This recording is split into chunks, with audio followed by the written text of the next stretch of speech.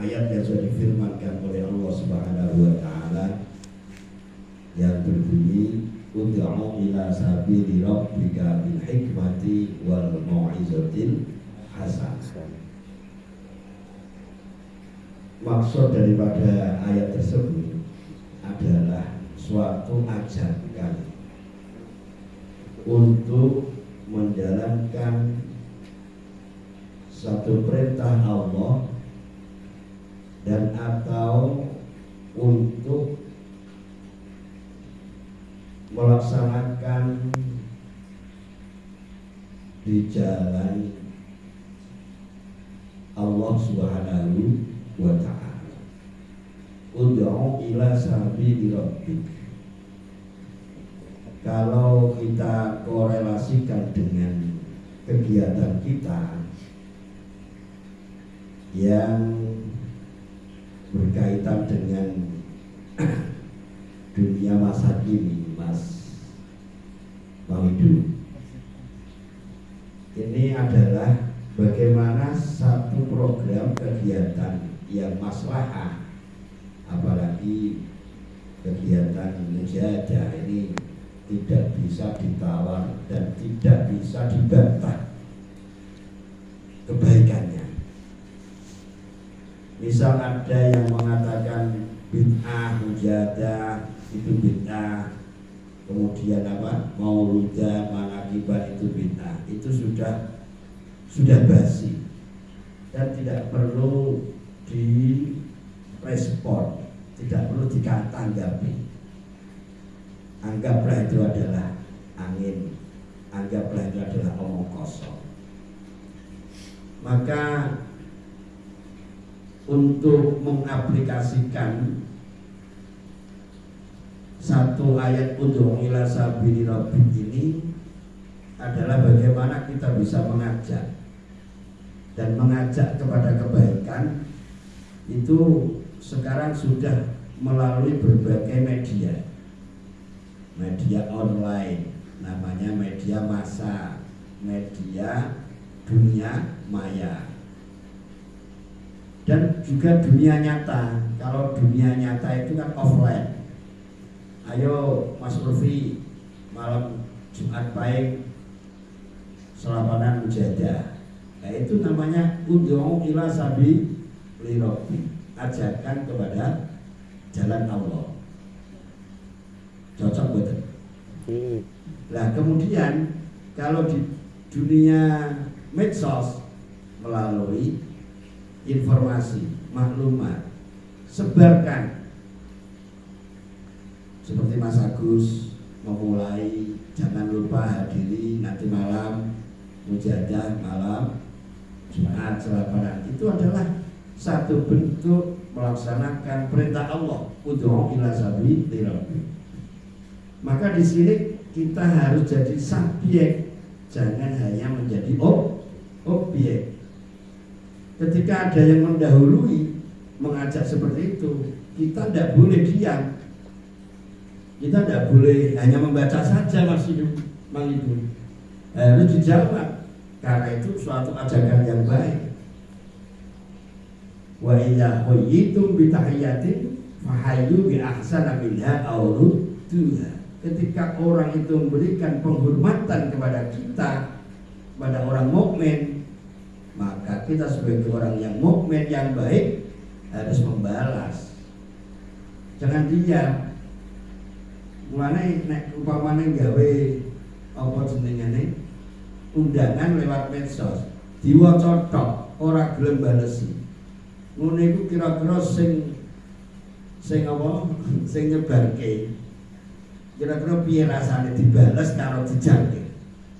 Enak di Mas Rufi. Seneng di kira-kira dibales karo dijangke. Dicara kasarane.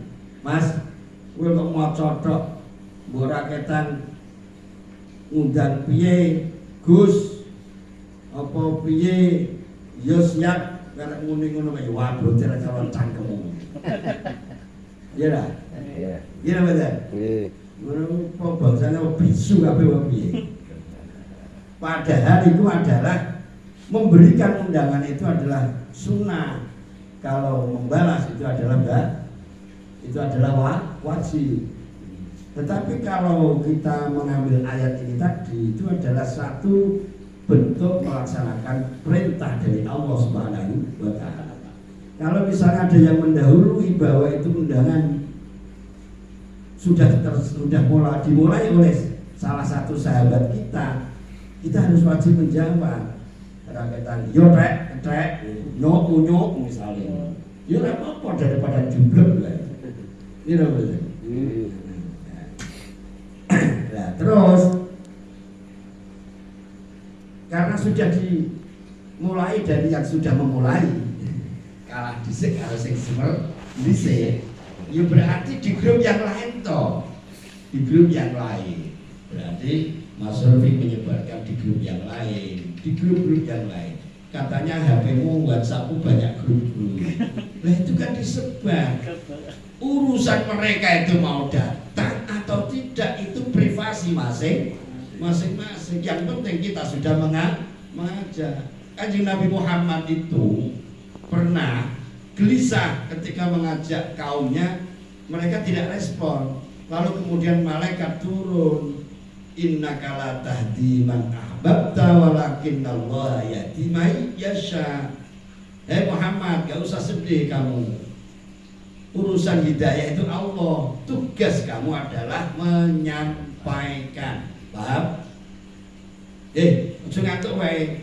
Wayang ngaji ngantuk. Ora wayang mangan mbok ngantuk. Melek. Kegiane. Rasa kuatir dekengane pusat. Allahumma sholli ala Muhammad.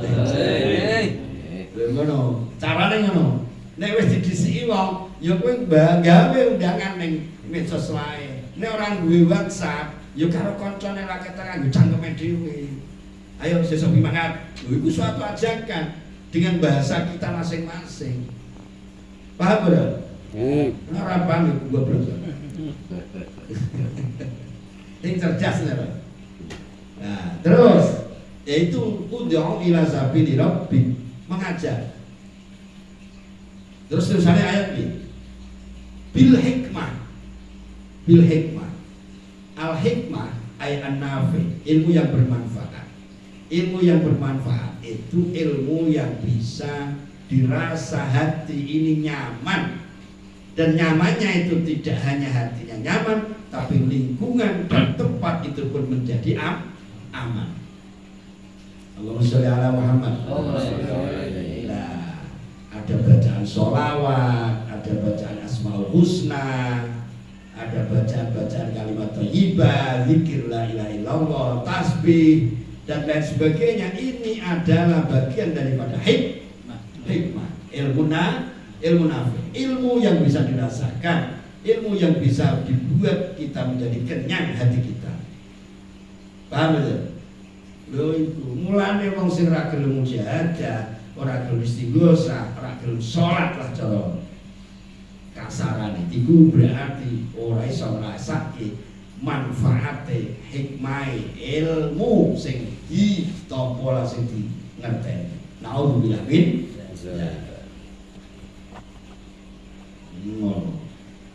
selanjutnya bil hikmati wal mau'izatil hasanah. Ini pitutur sing bagus. Setidak-tidaknya itu kanggo aku dhewe. Upamane aku ora iso nglakoni, sampean iso ngrungokake apike daripada apa yang saya katakan, itu bisa menjadi bekal dalam hidupmu, dalam menjalankan kehidupanmu. Itu sudah menjadi baik. Ketika kalian menjalankan kebaikan dari apa yang saya katakan, setidak-tidaknya saya itu mendapatkan kebaikan dari apa yang kamu lakukan karena sumbernya dari saya. Loh, enak wong iso ngomong. Tapi ngomong yang kudu hati-hati. Jangan setiap apa yang kamu ketahui kamu katakan. Tapi ketahuilah apa yang kamu katakan. Artinya perkara apa wae sing tak ora aja diomongke. Ora bokonge wong diomongke, ya ora kena. Urbi, ora bokonge wong diomongke, ora budike wong diomongke. Tapi omongmu ki lho deloken. Dan bisa menfilterisasi dalam kita menyampaikan.